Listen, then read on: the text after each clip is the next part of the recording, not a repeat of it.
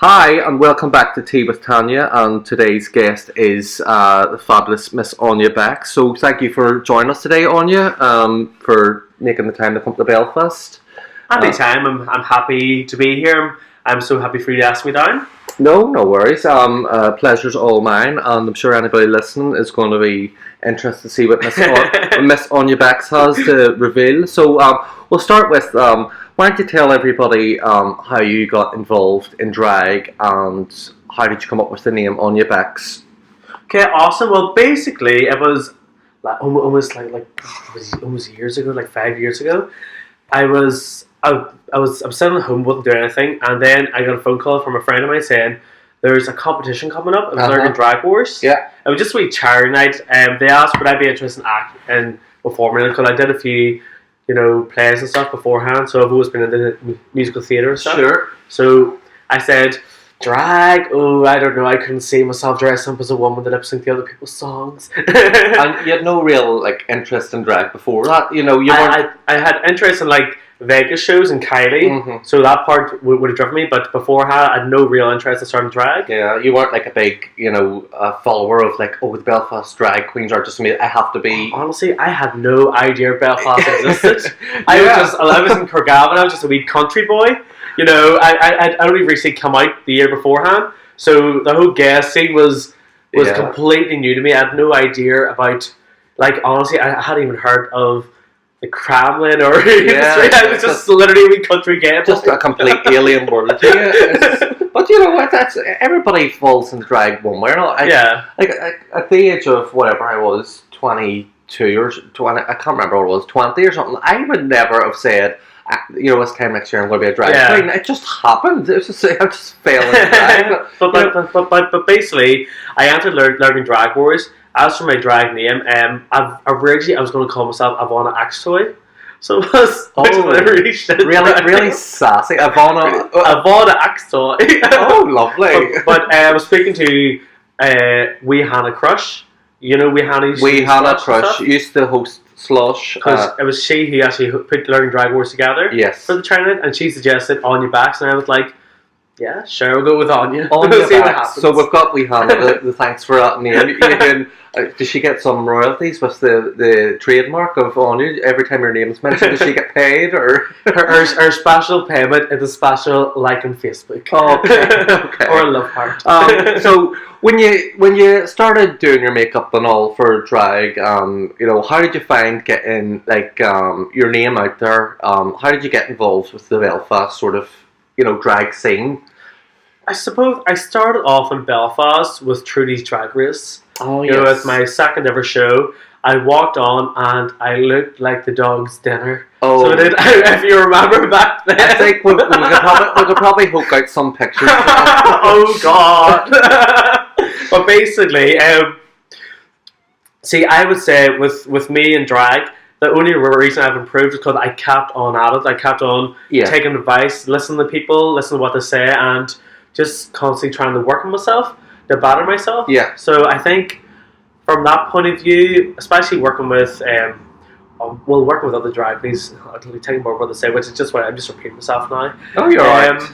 Yeah, I would just say the reason why, the reason what's probably helped me improve from when I first started is by listening to people taking on advice. How did you find the makeup side of it? How hard was it for you to, all about the eyebrows and just getting that right? Back then? Did you spend hours and hours, on YouTube tutorials? I spent hours at Maddie and hours. I was broke for weeks buying makeup to replace it.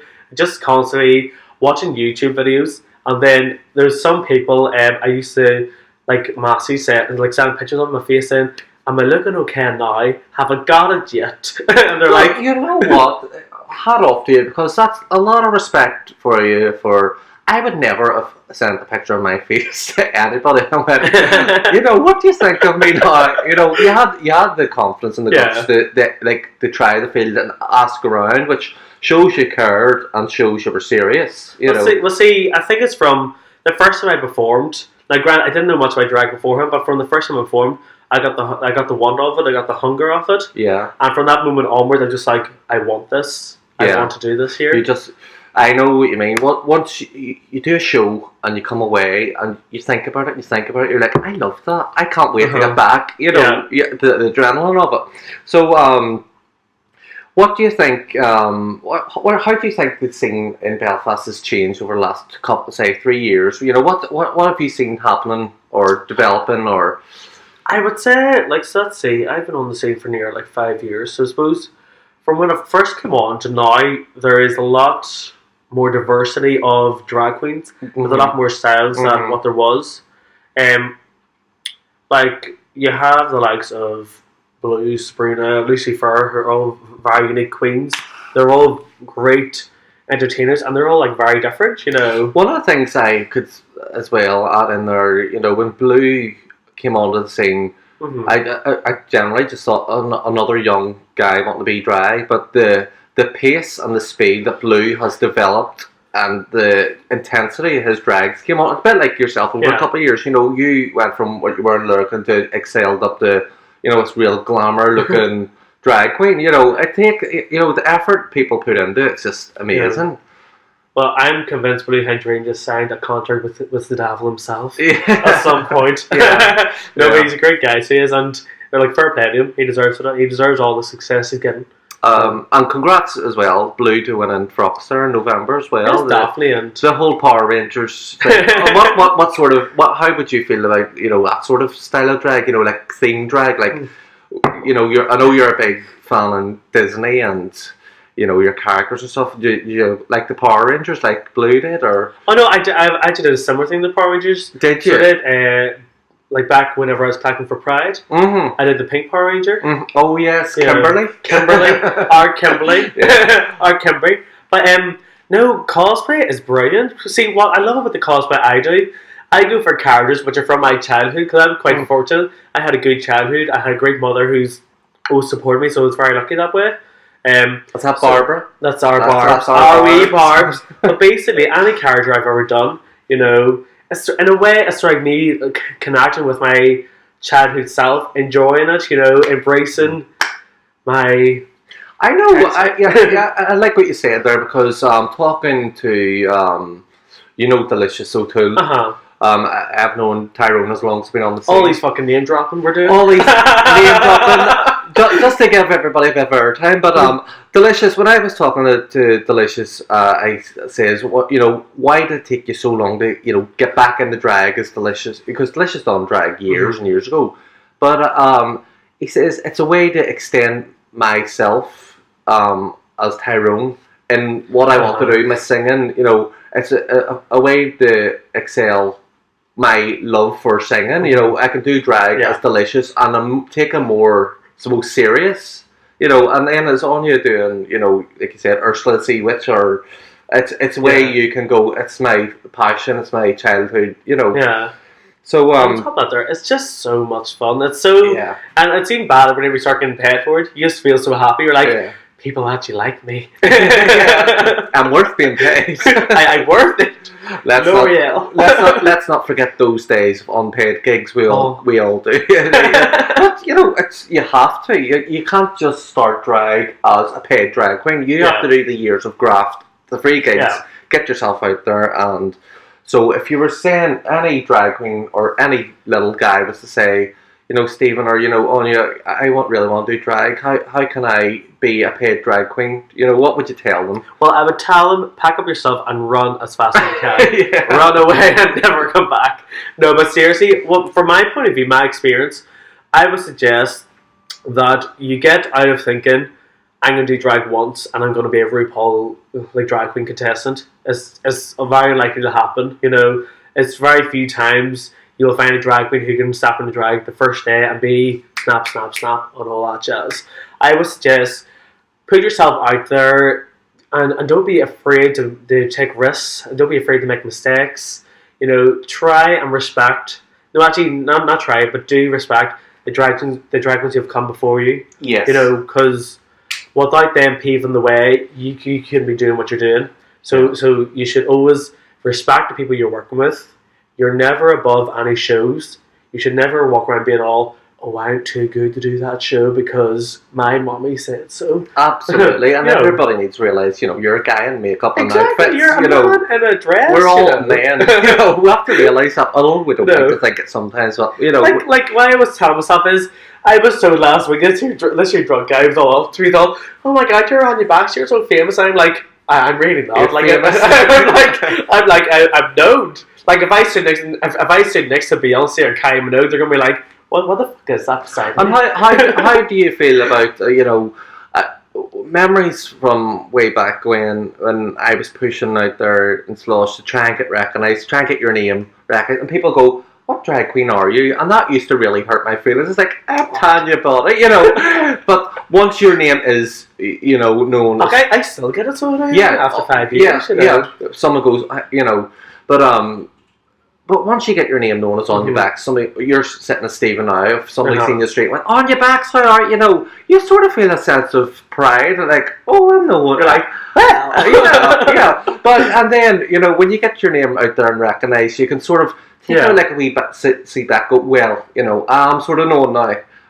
Then, See, I agree with you, but I would disagree with the seat back thing, because although I'm more known than what I was when I started, I'm in the position now where I don't work in I don't have one Pacific night to myself. Which you're in a small league of queens that can actually do that. You can float about. You're one of the ones that can float about, and everybody's okay with that. Yeah, you know. But see, I'm in the position where if I was to take a seat back and be like, okay, you know what, I'm just going to do all my performances over and over again. I can't do either, because if I start repeating myself, then people lose interest, and then I fade away into nothing. So I need to keep absolutely. I need to keep reinventing myself. I need to keep.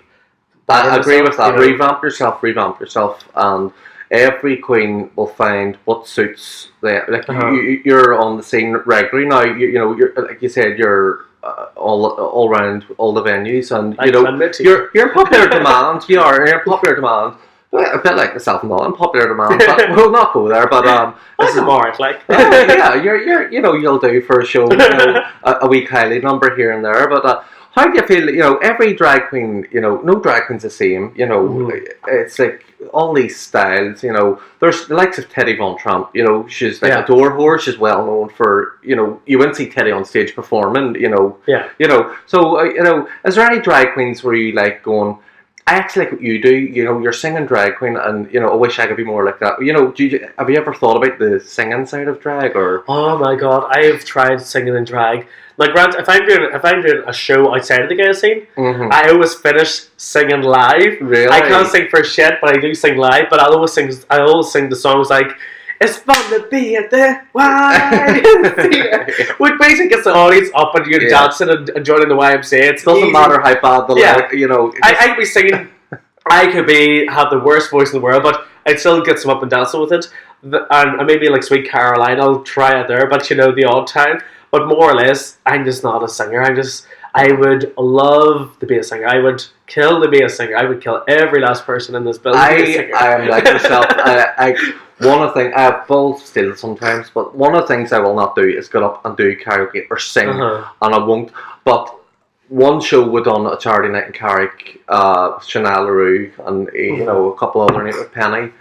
The end of the night, I don't know why it was, but I was hosting it, and I just broke into song halfway through. It was A Little Respect by Erasure, and and then everybody was up clapping, and this is brilliant. Why have I not done this before? And then Chanel LaRue was like, you could belt that one out, sister. Oh, sister, you can belt that one out, sister. So, how do you sort of, go on here, how do you sort of feel the sort of competitiveness, the contest side of drag? Are you done with contests? Do you see on you doing? I wouldn't say I'm done with contests. This moment in time, I'm just not in the mood to do a contest. I'm not in the right frame of mind. I want to focus more on shows and building myself there, should I, than contests.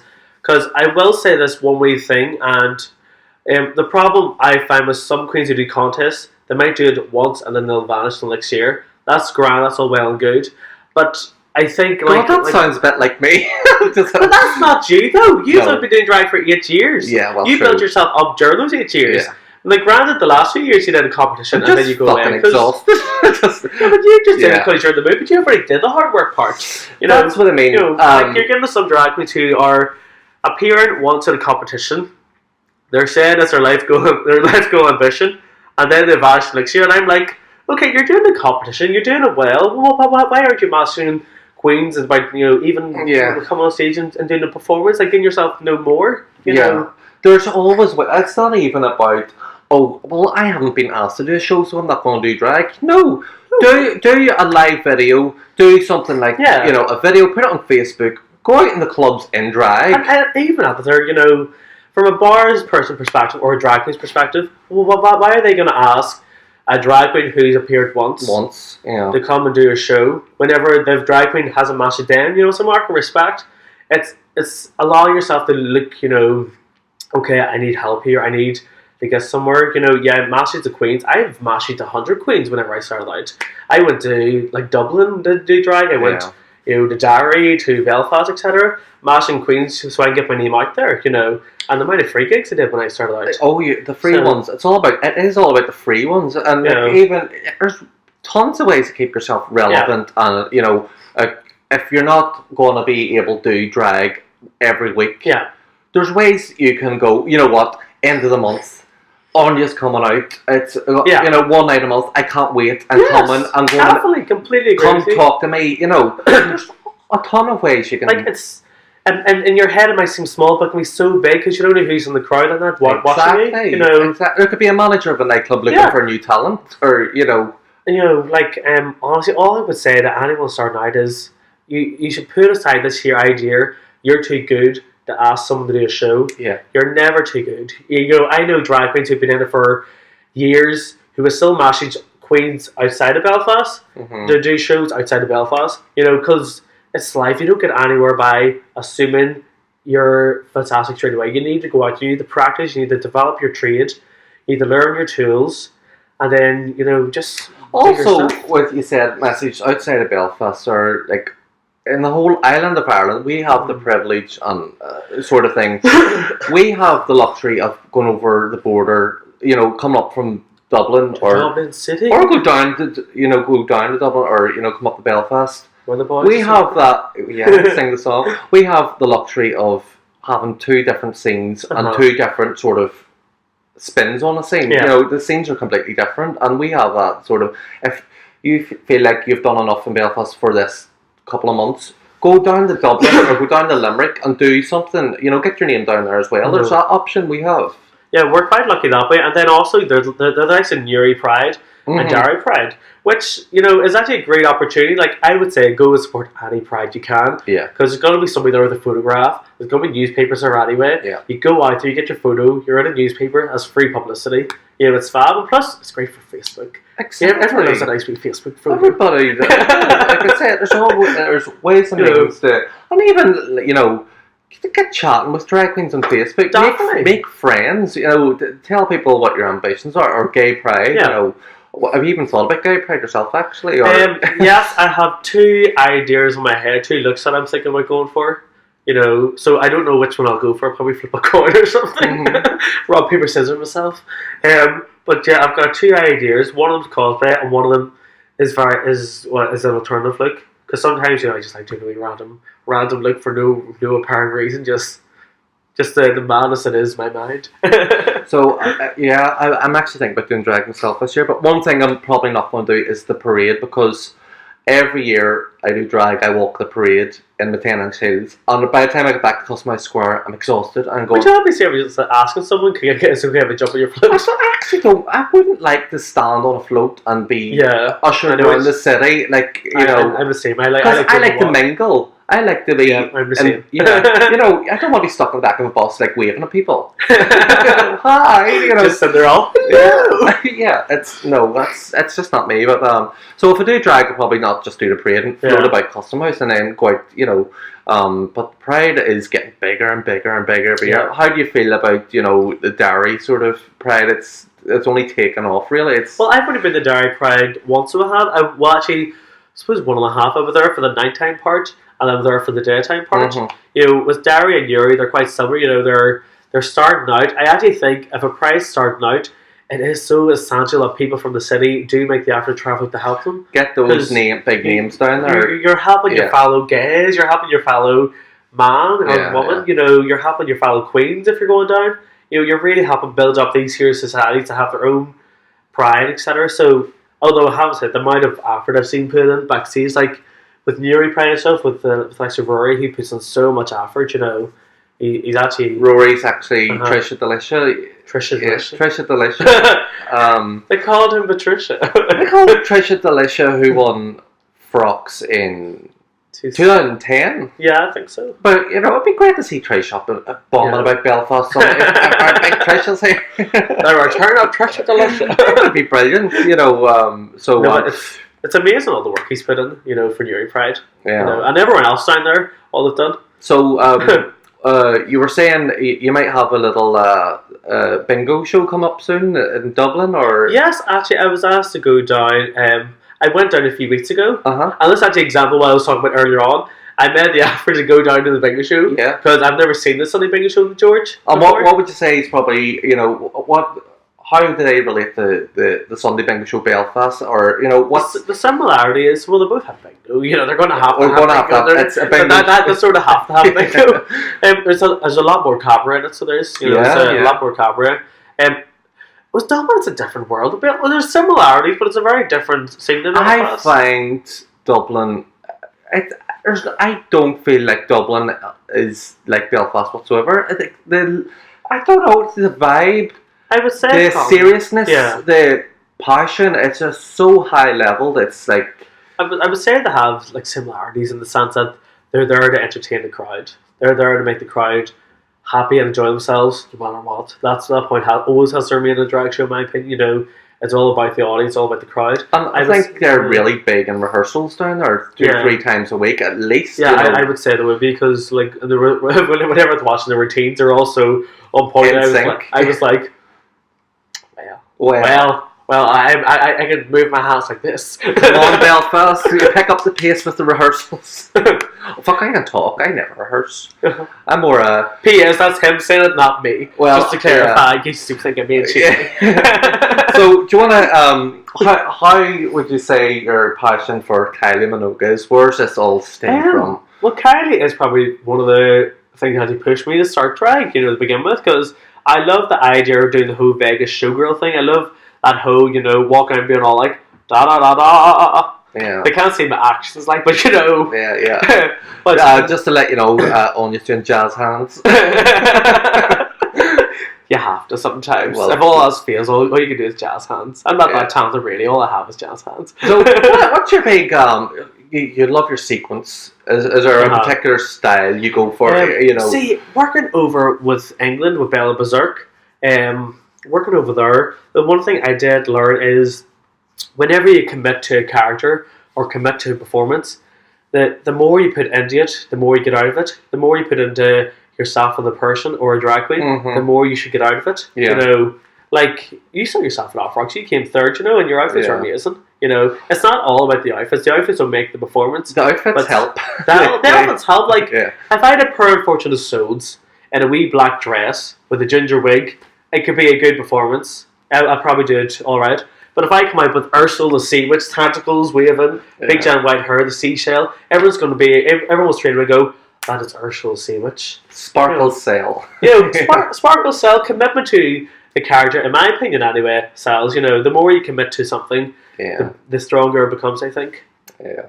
I agree with you. So, so you said earlier, you don't think you're done with contests. I wouldn't say I'm completely done with them. I would say probably, like, I'm only in this year 5 years and I'm only 27. You know, I don't know what the future holds. I can't say. One of the things I think I was talking, it might have been Paul Ryder or some other, I think it was maybe Paul, we've sort of shared a agreement on drag queens that get paid work now, or, you know, a paid gig, probably feel like they need I don't need to do a contest now, I get a paid gig. You know, I think it's a matter of whenever you've done contests so many times in the same area, it's just like sometimes you want to try something new. Because I don't know if I would do a contest again in Belfast, simply because I've done so many in Belfast already. Like my first like 2 to 3 years were all contests. You know, a lot most of it was all contest based. So and there's only so many times you can do a contest before yourself. You're sort of like, I want something more, sort of, you know. What even about? Would you ever feel? How would you feel like the Onya's show or an Onya's hosting a contest? You know, would you ever think? Would you ever think of it like a talent show on Onya's Drag Race? Yeah, I was actually that if the opportunity came up at me, I have to be a host of a contest, and you're in charge of every. You're I'll be backstage going, "Rise, so your fucking outfits." Yeah, so if somebody approached you and was to say, you know what, Onya, we're thinking about giving you your own slot, your own night of the week, what would you do with it? Like, me, I would love to do like every week a different theme. I would have the basic cabaret. At the base, it would be a cabaret show. Yeah. But every week I would have a different theme.